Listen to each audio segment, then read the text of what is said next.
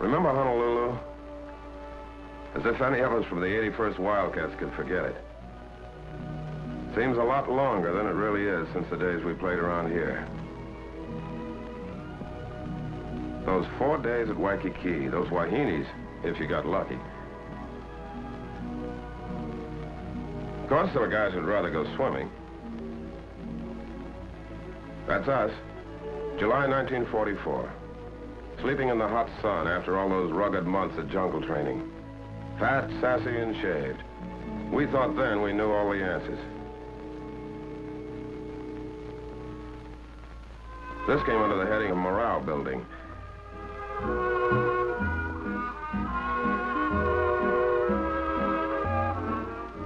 Of course, some characters needed more than others.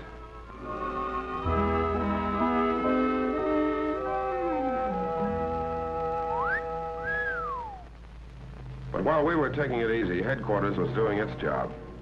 General Richardson, commanding general, Pacific Ocean area, and his staff were cooking up a different kind of party for us.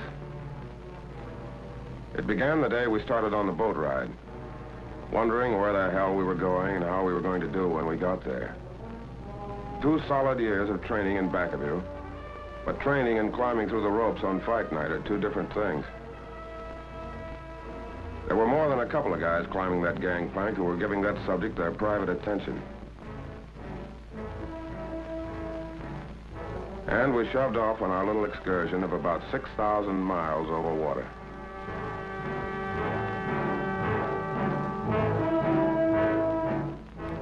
We were going down under. That's all we knew. We'd have even been glad to see a Kapu sign if it were standing on dry land. Every man with a cabin to himself. Picture of a guy getting fixed up to go to a concert.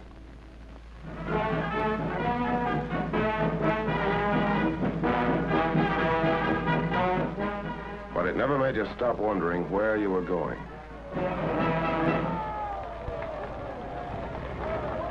Time on our hands, so we figured out ways to spend it.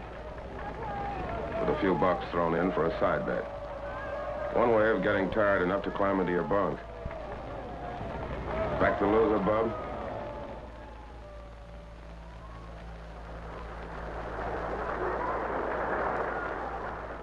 On number 3 hatch port side, the admirers of Lower Basin Street chamber music got it their way. Remember Curly Miller? The boy could really go to town.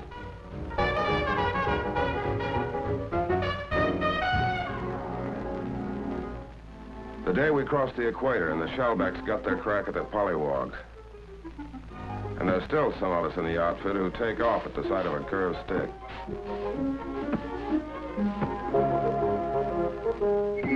No, brother, that is not beer. Clipped, goosed, slugged, and half drowned, but no beefs. The collar merchants fitted the general for size.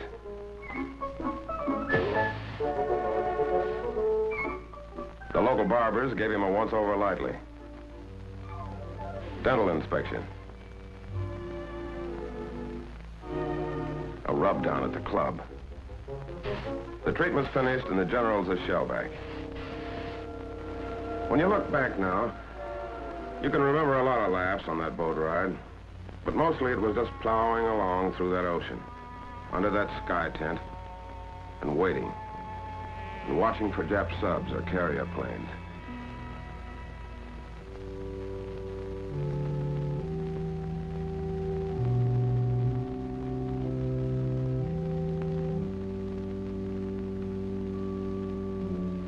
There was plenty of time for thinking. 30 days for it. Thinking about a lot of things you remembered. Sometimes about what was ahead. That was a special kind of thinking. And when you looked around, you saw you weren't the only one doing it. Somehow it made you feel a lot closer. It was the end of August when we dropped anchor off Guadalcanal in the Solomon Islands to go ashore for our dry run.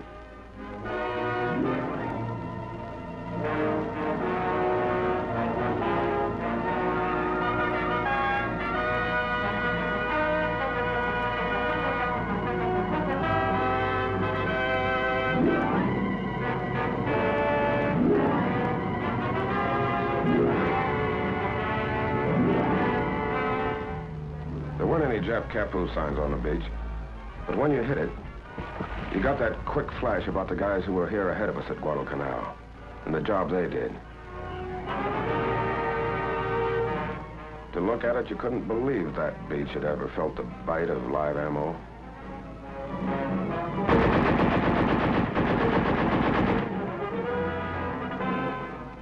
They said we did okay on the canal dry run.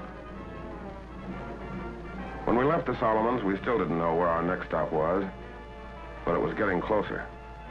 And when we got there, somebody was going to be shooting at us. All hands. All hands.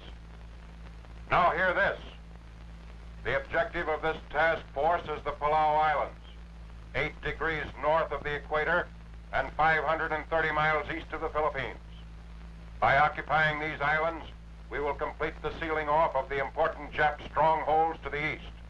Truk, Ponape. We'll help protect General MacArthur's right flank when he strikes against the Philippines. General MacArthur? Back to the Philippines? But what was our job going to be exactly? Angaur. That's our job.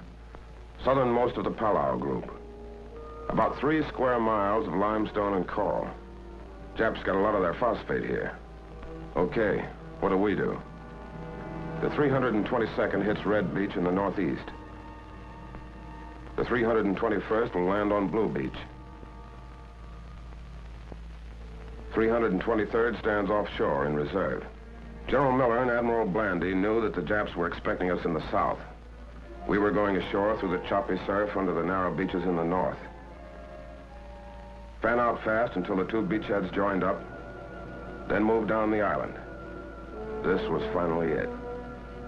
What the last 2 years had been for. We had the training and we had the weapons.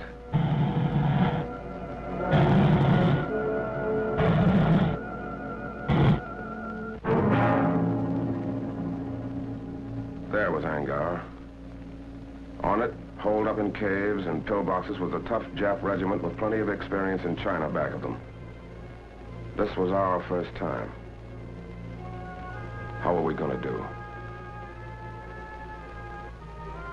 Remember the morning of September 17th? The carriers opened the show.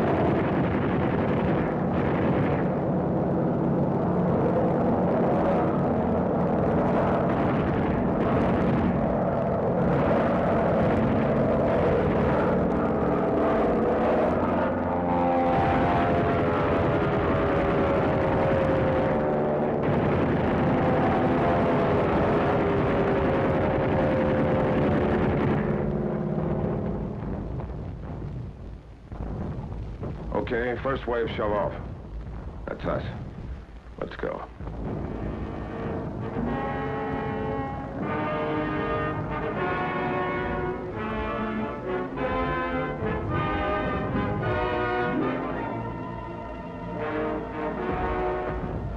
Scared? Who wasn't? At least the waiting's over.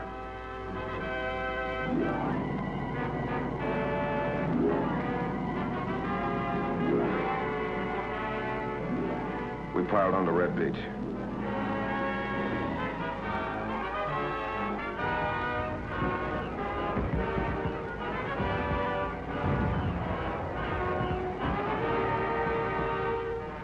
Grab it, brother. You'll need it.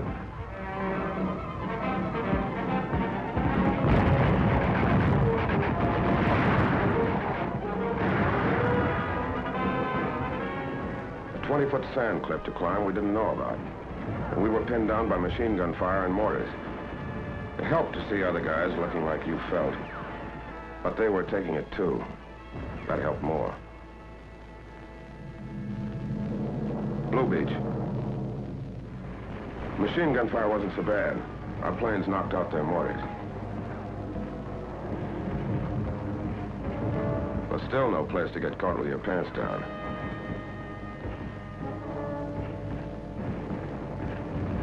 They had no regular defense line. They melted right into the ground. We had to blast or burn every damn last one of them out.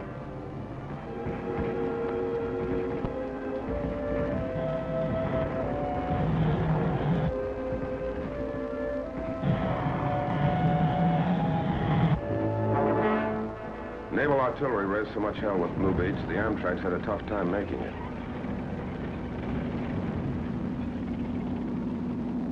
Back at Red Beach, things had got better. We were able to move in off the beach, which was also nicely torn up.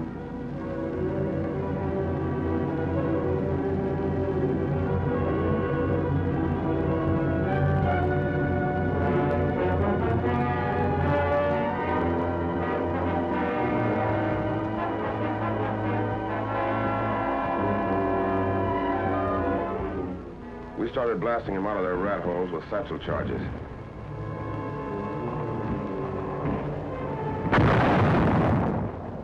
By H+1 hour, we had a combat intelligence center operating, but we couldn't locate anybody for intelligence to talk to.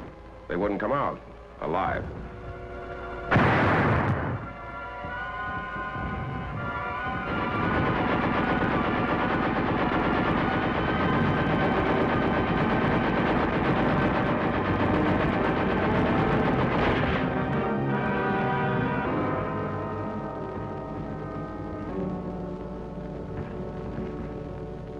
Medics brought casualties down to the beach while we went on burning and blasting, extending the beachhead.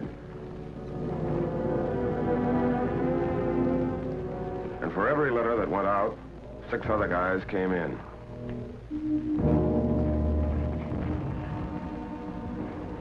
As soon as we had a good toehold, landing craft started delivering in back of us, building up an ammo dump. The Japs were still on high ground to the northwest, with mortars. They hit the dump.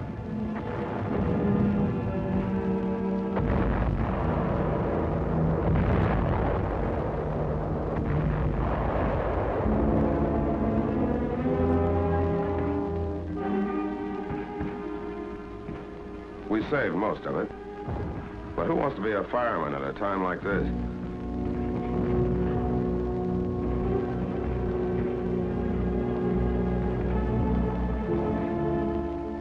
General Miller came ashore the next morning to get a first-hand look at the scoreboard. It was no setup. Inland, the Japs were acting tough. We'd had snipers and mortars on us all that first night. Plus, they're trying to infiltrate through the lines for some quiet knife work. That second morning, we were behind schedule. Red and blue beachheads still weren't joined up. But we kept slugging until we did join up.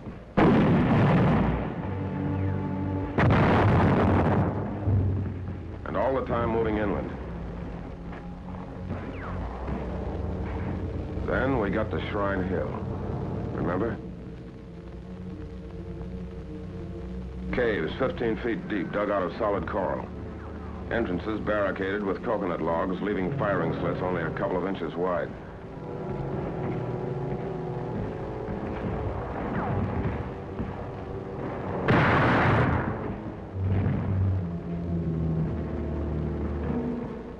They were tough monkeys. There'd still be some of them in there firing even after you'd put a 25-pound satchel charge under them.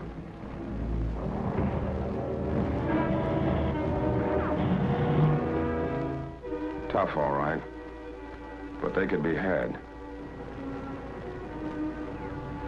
So we took Shrine Hill, one place where they wouldn't pray to their ancestors anymore. Then we got to Saipan Town. What was left of it.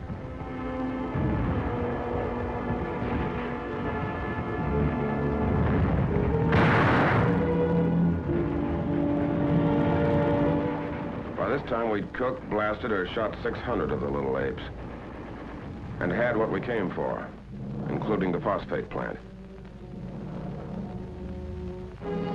These phosphate diggings, about the best in all the Jap-mandated islands, were out of business at this stand permanently.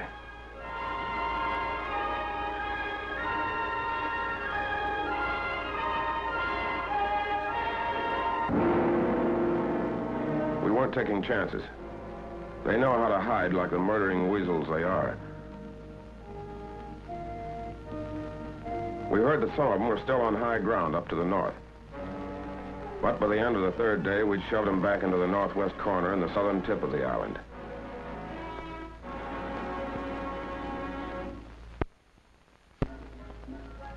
The first chance to let down in 3 days. While you clowned around, there were a couple of things rattling around in the back of your head. These guys you'd been with a couple of years, you realized you hadn't really known them until the morning you hit the beach together. You had a different angle on them now, and wondered if they were thinking about that too.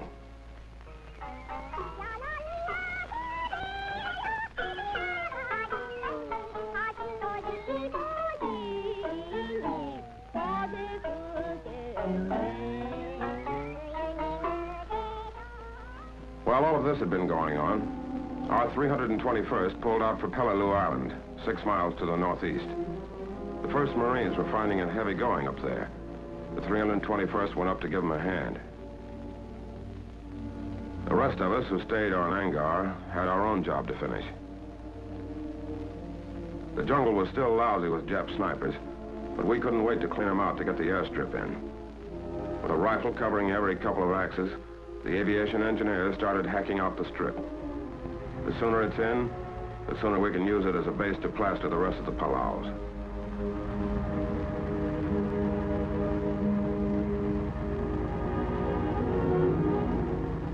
Not quite right for a B-29 yet, but recon planes could start to use it, and did.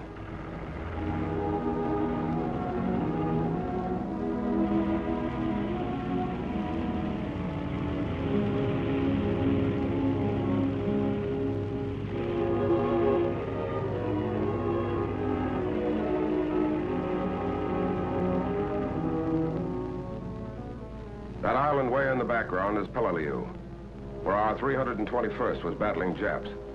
Angaur was ours, but not quite. Up in the northwest corner, there's a piece of high ground we were starting to call Suicide Hill. To get to it, we had to move up the narrow gauge leading from the phosphate works into the defile that, for good reason, got the name of Bloody Gulch.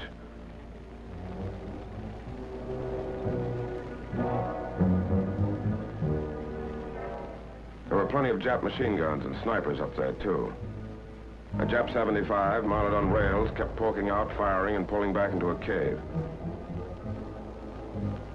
We couldn't see what the hell was going on up ahead, but the tanks could. They were checking with each other over the radio. Vincennes, repeat your last transmission. I did not hear. Over. I said we were stopped by enemy fire at the head of the gulch. Sea breeze, I think it's sea breeze, just got hit up ahead.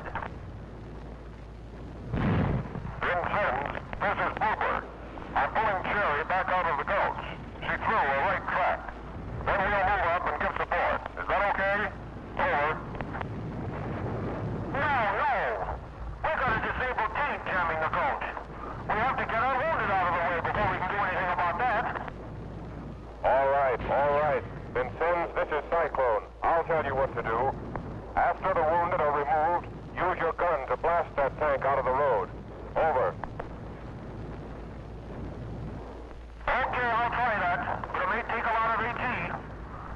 just the infantry blasted out with satchel charges.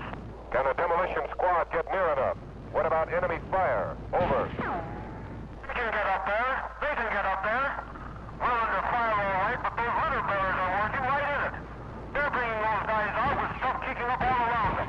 Brother, what guts. All right, then. I'll contact infantry. As soon as our wounded are out of the gulch, we'll blast. Will any combat vehicle to the rear speak to me? Come in, please. Over. Okay, Cyclone. This is called Contact. Over. I want you to warn all infantry in your vicinity to take cover. Get them off the rails. We're going to blast up ahead. Now, to any combat vehicle near there, pull back out of the way. Acknowledge. Acknowledge. I heard you, Cyclone. This is Rose. I'm right in there, but not too close.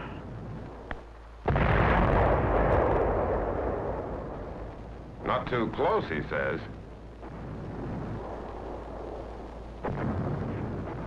But the way is cleared now for the 2nd Battalion to move through the gulch. We were going to start a little encircling maneuver.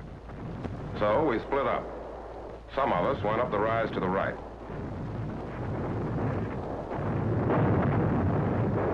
The rest of us went to the left, going in with everything we could carry.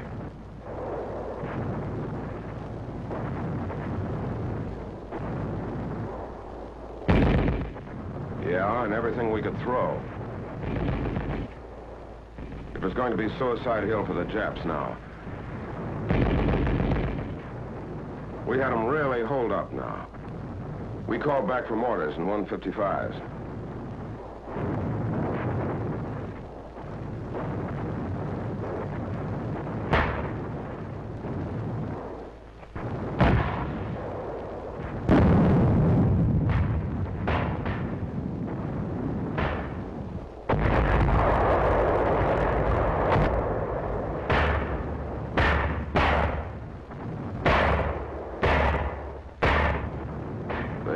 Got it.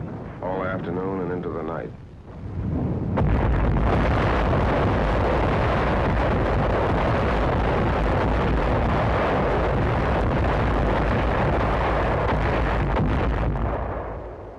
That was the end of all real resistance on Angaur, and the end of our first fight.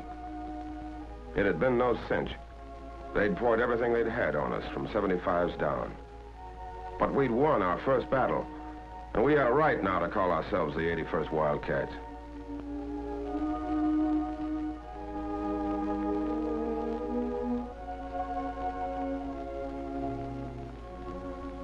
When you watched those guys come out, you realized something you hadn't known.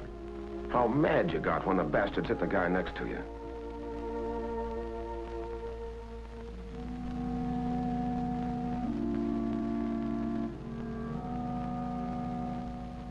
Colonel Venable, our regimental commander, was hit by that 75. With the rest of our officers, he'd been right up there with us.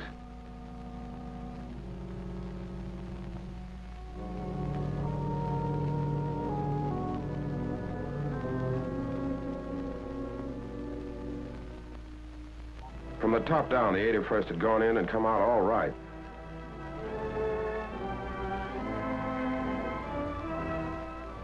These are the faces of men who fight. These are the tired faces of men who have seen death.